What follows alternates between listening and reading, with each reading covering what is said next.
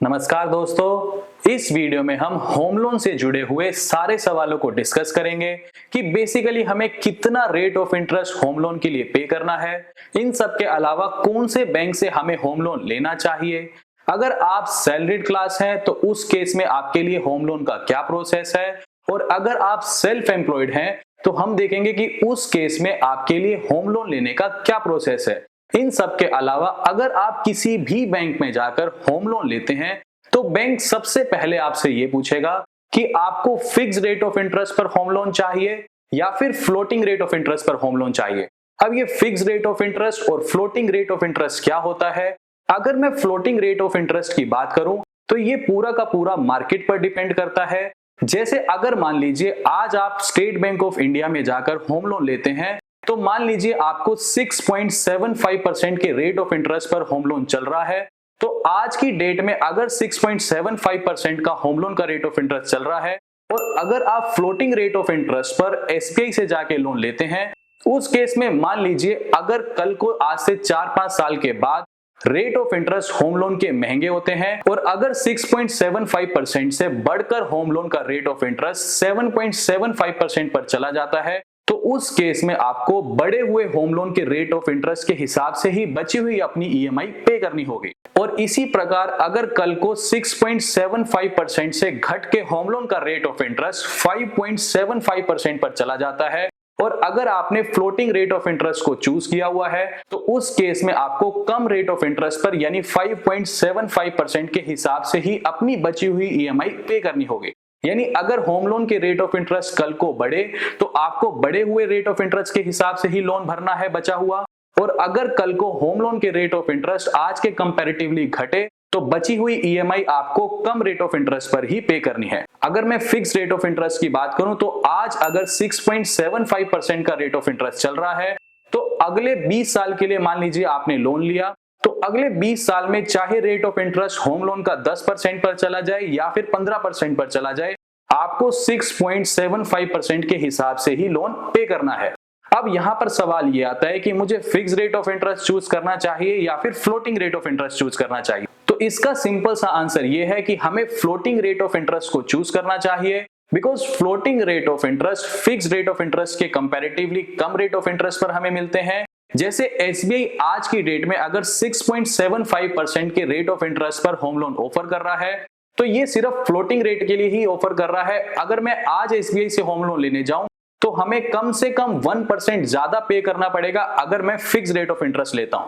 तो अगर मान लीजिए आप फिक्स रेट ऑफ इंटरेस्ट लेते हैं तो उस केस में 1% आपको महंगा रेट ऑफ इंटरेस्ट मिलेगा। दूसरा benefit floating rate of interest का यह है कि आपको किसी भी प्रकार की प्री पेमेंट पेनल्टी पे करने की जरूरत नहीं है। जैसे उदाहरण के तौर पे अगर हर महीने 10,000 रुपए की ईएमआई आप पे कर रहे हैं तो उस केस में अगर आज से 1-2 साल के बाद आपके पास 2-3 लाख रुपए इकट्ठे आ जाते हैं और आप ये सोचते हैं कि मैं ये 2-3 लाख रुपए बैंक को पे कर देता हूं और मेरा जो होम लोन है वो जल्दी खत्म हो जाए। इस केस में अगर आपने फिक्स रेट ऑफ इंटरेस्ट को चूज किया है और आप इकट्ठा पैसा यानी ईएमआई जितनी भी मंथली आपकी ईएमआई है उससे ज्यादा इकट्ठा अगर आप एक बारी में लमसम पैसा जमा करते हैं तो उस केस में आपको प्री पेमेंट पेनल्टी पे करनी पड़ती है। अगर आपने floating rate of interest choose किया है तो उस केस में आप कितना भी इकट्ठा पैसा जमा कर सकते हैं, किसी भी प्रकार की प्री पेमेंट पेनल्टी आपको पे नहीं करनी पड़ेगी।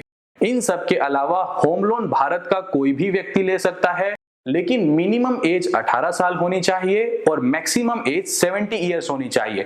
अब 70 ईयर्स का मतलब ये है कि 70 साल की उम्र में जब व्यक्ति पहुंचेगा उस समय तक उसका पूरा का पूरा लोन कंप्लीट हो जाना चाहिए। अब यहां पर सवाल यह आता है कि मिनिमम सैलरी कितनी होनी चाहिए।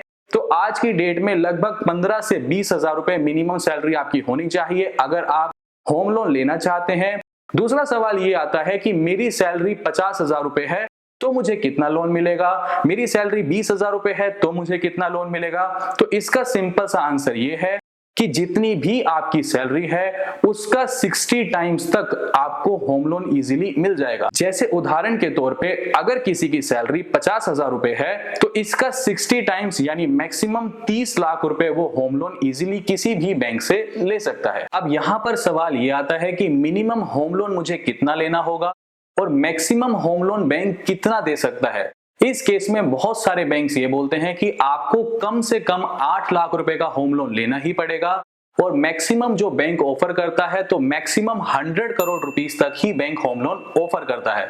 इन सब के अलावा कम से कम आपको 5 साल के लिए तो होम लोन लेना ही पड़ेगा, और ज्यादा से ज्यादा आप 30 इयर्स के लिए होम लोन ले सकते हैं। अब यहाँ पर दूसरा सवाल ये आता है कि अगर आज मान लीजिए मैं 10,000 रुपए की ईएमआई बैंक से बनवाता हूं, तो इस केस में कितना मेरा इंटरेस्ट पे होगा और कितना मेरा प्रिंसिपल पे होगा। जैसे अगर आज मैं 10,000 रुपए की ईएमआई पे करता हूं, तो इसका 15% प्रिंसिपल पे होगा और इसका 85% मेरा इंटरेस्ट पे करने में चला जाएगा। शुरू में प्रिंसिपल कम बैंक काटता है, इंटरेस्ट ज्यादा लेता है। टाइम के साथ साथ दोनों चीजें बराबर होती हैं और उसके बाद प्रिंसिपल ज्यादा कटता है और इंटरेस्ट कम कटता है। यानी आप इस चार्ट को देख सकते हैं। इस चार्ट में आपको क्लियर हो जाएगा कि इनिशियली मैं जितनी भी ईएमआई पे कर रहा हूं, उसमें से मेरा प्रिंसिपल कितना डिडक्ट होता है और कितना मेरा इंटरेस्ट डिडक्ट होता है। इन सब के अलावा आपको मैं एक रफ कैलकुलेशन भी बता देता हूं कि अगर आपने 1 लाख रुपए का लोन 7% के रेट ऑफ इंटरेस्ट पर लिया और 10 सालों के लिए लिया, तो उस केस में आपको लगभग 1200 रुपए की मंथली ईएमआई पे करनी है। इससे आप अपनी कैलकुलेशन का अंदाजा लगा सकते हैं कि अगर आप 50 लाख का लोन लेते हैं तो मंथली कितनी ईएमआई बनेगी, या फिर अगर आप 10 लाख रुपए का होम लोन लेते हैं तो उस केस में मंथली आपको कितनी ईएमआई पे करनी पड़ेगी।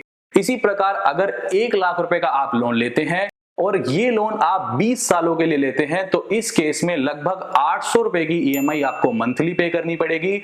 और इसी प्रकार अगर 1 लाख रुपए का आप होम लोन लेते हैं और 30 इयर्स के लिए उस होम लोन को लेते हैं, तो उस केस में लगभग 650 रुपए की ईएमआई आपको मंथली पे करनी पड़ेगी। इन सब के अलावा होम लोन के अंदर आपको बहुत सारे बेनिफिट्स भी मिलते हैं। यानी अगर आपका पहला पक्का मकान है तो इस केस में प्रधानमंत्री आवास योजना के तहत मैक्सिमम आपको 2,67,000 रुपए की डायरेक्ट सब्सिडी गवर्नमेंट की तरफ से आपके बैंक अकाउंट में भी मिलेगी। और अब एक बार हम एलटीवी यानी लोन टू वैल्यू को डिस्कस कर लेते हैं कि कितनी आपको डाउन पेमेंट करनी पड़ेगी और कितना लोन बैंक देगा। अब इस केस में अगर आप 30 लाख रुपए तक का घर खरीदते हैं, तो इस केस में कोई भी बैंक ये बोलता है कि मैं 90% आपको लोन दे दूंगा, लेकिन 10% आपको उस केस में डाउन पेमेंट करनी पड़ेगी। जैसे उदाहरण के तौर पे अगर आपने 30 लाख रुपए का घर खरीदा है, तो इस केस में बैंक ये बोलता है कि 27 लाख रुपया मैं लोन दे दूंगा और बचा हुआ 3 लाख रुपया आपको डाउन पेमेंट करना पड़ेगा। इस केस में बैंक आपके घर के ऊपर एक चार्ज भी क्रिएट करता है जिसे हम मॉर्टगेज बोलते हैं। अब मॉर्टगेज का साधारण शब्दों में मतलब ये है कि जब तक आप बैंक का पूरा पैसा नहीं लौटा देंगे, आपका जो घर है वो बैंक के पास गिरवी है। इसी चार्ज को हम मॉर्टगेज बोलते हैं। जिस दिन आप अपनी पूरी ईएमआई बैंक के पास पे कर देंगे, उस दिन आप बैंक से जाकर के अपनी एनओसी ले सकते हैं, यानी नो ऑब्जेक्शन सर्टिफिकेट। इन सब के अलावा बैंक ये बोलता है कि अगर आपका घर 30 लाख से 75 लाख रुपए के बीच में है, तो इस केस में आपको 80% लोन बैंक दे देगा, लेकिन 20% आपको डाउन पेमेंट करनी पड़ेगी।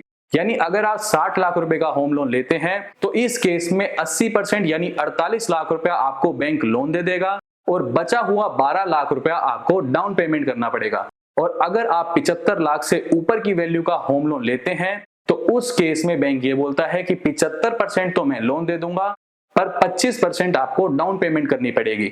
जैसे उदाहरण के तौर पे अगर आप 1 करोड़ रुपए का होम लोन लेते हैं, तो उस केस में बैंक ये बोलता है कि 75 लाख रुपया मैं आपको लोन दे दूंगा, लेकिन 25 लाख रुपया आपको डाउन पेमेंट करनी पड़ेगी। एक चीज आपको यहाँ पर ध्यान ये रखनी है कि ये सारे लोन आपको तभी मिल सकते हैं अगर आपका सिबिल स्कोर एकदम परफेक्ट हो। यानी ऐसा नहीं होना चाहिए कि पास्ट में आपने बहुत सारे लोन को डिफॉल्ट किया है, तो उस केस में बैंक से लोन लेने के लिए आप एलिजिबल नहीं है। यानी आपका सिबिल स्कोर एकदम परफेक्ट होना चाहिए। बैंक आपको आज के समय ये भी इंसिस्ट करता है कि आप होम लोन का इंश्योरेंस भी करवाइए।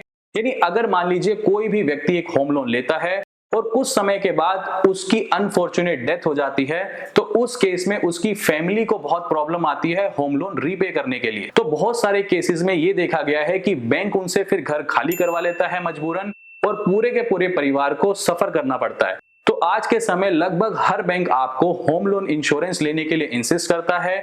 इस केस में दोनों का फायदा होता है, यानी बैंक का भी फायदा होता है और कस्टमर का भी।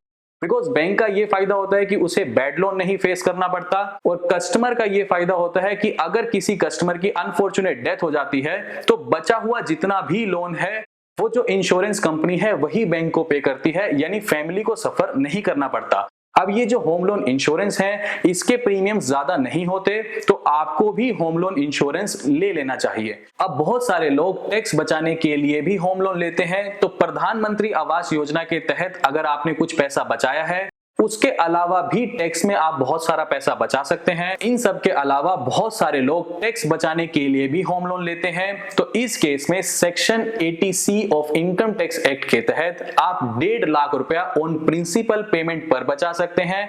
इन सब के अलावा सेक्शन 24 के तहत जितना भी आप इंटरेस्ट पे करते हैं उसमें से 2 लाख रुपया आपको टैक्स रिबेट मिलती है इंटरेस्ट पेमेंट पर। और अगर मान लीजिए आपका पहला खुद का मकान है तो इस केस में एडिशनल 50,000 रुपए सेक्शन 80EE के तहत आपको इंटरेस्ट पर टैक्स रिबेट मिल जाती है। अब एक बार हम ये भी डिस्कस कर लेते हैं कि आप बैंक में लोन लेने के लिए गए तो पूरा का पूरा क्या प्रोसेस है होम लोन लेने का। तो सबसे पहले बैंक में आपको होम लोन की एक रिक्वेस्ट देनी है जिसमें आपको अपने बेसिक KYC के सारे डॉक्यूमेंट सबमिट करने होंगे, जैसे कि आपका आधार कार्ड, पैन कार्ड, अगर आप सैलरीड हैं तो आपको अपनी सैलरी स्लिप्स देनी होंगी, अगर आप सेल्फ एम्प्लॉयड हैं तो आपको अपनी ITR देनी होगी। ये सब डॉक्यूमेंट्स, बेसिक डॉक्यूमेंट्स देने के बाद बैंक आपका सिविल स्कोर चेक करेगा, यानी ये पूरी की पूरी रिक्वेस्ट एक क्रेडिट टीम के पास जाएगी। क्रेडिट टीम आपका पैन कार्ड यूज करने के बाद आपका सिविल स्कोर चेक करेगी, आपकी पास्ट की पेमेंट हिस्ट्री चेक करेगी, यानी अगर आपने पास्ट में कोई लोन डिफॉल्ट नहीं किया, आपका सिविल स्कोर अगर परफेक्ट है तो उस केस में जो भी क्रेडिट टीम है वो एक फील्ड इन्वेस्टिगेशन करेगी कि जो भी आप प्रॉपर्टी परचेज कर रहे हैं वो प्रॉपर्टी कहीं इलीगल एरिया में तो नहीं बनी हुई या उस प्रॉपर्टी के ऊपर कोई डिस्प्यूट तो नहीं है। अगर वो प्रॉपर्टी एकदम परफेक्ट है, यानी बिना किसी डिस्प्यूट की है, ना ही किसी इलीगल एरिया में बनी है, और आप अगर एलिजिबल भी हैं, यानी आपका जो सिविल स्कोर है वो परफेक्ट है, तो उस केस में जो ब्रांच की टीम है वो आपको एक सैंक्शन लेटर देगी। अब ये सैंक्शन लेटर मिलने के बाद अगर आप बैंक का ऑफर एक्सेप्ट करते हैं तो लगभग 7 दिनों के अंदर जितनी भी लोन की अमाउंट है वो आपके अकाउंट में नहीं आएगी, यानी जिससे भी आप घर परचेज कर रहे हैं डायरेक्ट लोन की अमाउंट उसके अकाउंट में ट्रांसफर कर दी जाएगी। उसके बाद आपका ये लोन कंप्लीट डिसबर्स हो जाएगा और आपको अपनी EMI नेक्स्ट मंथ से पे करना स्टार्ट करना होगा। इन सब के अलावा होम लोन के अंदर एक टर्म आती है बैलेंस ऑफ ट्रांसफर, जिसे हम BT भी बोलते हैं। जैसे उदाहरण के तौर पर आज आपका होम लोन HDFC बैंक में चल रहा है और कल को अगर मान लीजिए स्टेट बैंक ऑफ इंडिया के कुछ एम्प्लॉयज आपको कन्विंस करते हैं कि अपना होम लोन HDFC बैंक से ट्रांसफर करके आप स्टेट बैंक ऑफ इंडिया में ले आइए, और कुछ अच्छे ऑफर्स आपको देते हैं, और अगर आप इस ऑफर को एक्सेप्ट करते हैं और अपना होम लोन अगर HDFC बैंक से ट्रांसफर करते हैं किसी भी दूसरे बैंक में, जैसे इस केस में अगर आप HDFC बैंक से स्टेट बैंक ऑफ इंडिया में अपना होम लोन ट्रांसफर करते हैं, तो ये जो ट्रांसफर का प्रोसेस होता है इसे हम बैलेंस ऑफ ट्रांसफर बोलते हैं। इन सब के अलावा होम लोन के अंदर एक टॉपअप का भी ऑप्शन होता है। अब ये टॉपअप क्या होता है, जैसे मान लीजिए आपका होम लोन चल रहा है 50 लाख रुपए का आपका होम लोन चल रहा है। अब 50 लाख रुपए आपने घर की कंस्ट्रक्शन के लिए भी यूज किया, सारी चीजों के लिए यूज किया और ये 50 लाख रुपया खत्म हो गया। अब आपको 10 लाख रुपए की और लोन की रिक्वायरमेंट है, तो इसी लोन के ऊपर आप एक और लोन लेंगे, यानी आप एडिशनल और लोन बैंक से लेना चाहते हैं, तो इसे हम होम लोन टॉप अप बोलते हैं। इन सब के अलावा एक लोन अगेंस्ट प्रॉपर्टी भी होती है। अब इस केस में आपको अपनी प्रॉपर्टी गिरवी रख के जो लोन मिलता है उसे हम लोन अगेंस्ट प्रॉपर्टी बोलते हैं। अब ये लोन अगेंस्ट प्रॉपर्टी पूरा डिफाइन एक अलग वीडियो में किया गया है, इस वीडियो का लिंक भी मैं आपको डिस्क्रिप्शन बॉक्स में दे दूंगा। आई होप होम लोन से जुड़े हुए सारे सवाल आपके क्लियर हो चुके हैं। तो अभी के लिए this is the end of the video. Thanks for listening and thank you all.